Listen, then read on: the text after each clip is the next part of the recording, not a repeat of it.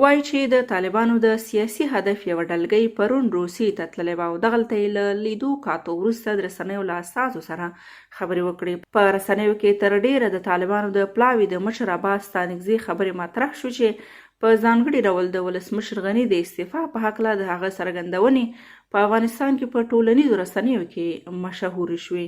عباس ستانکزي په ښکاره وویل چې د سولې په وړاندې تر ټولو لوی خنډ اشرف غني دی. که اشرف غني استعفا ورکړي نو دوی تیار دي چې له جګړې لاس واخلي.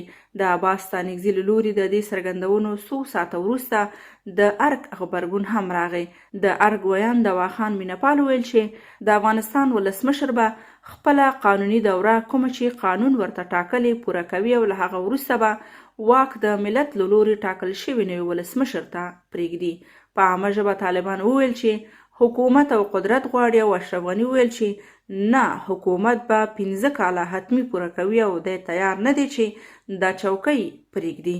که د دواړو ډلو دې څرګندونو ته وګورو نو واضح ښکاري چې دواړه یو شی غواړي او هغه قدرت دی.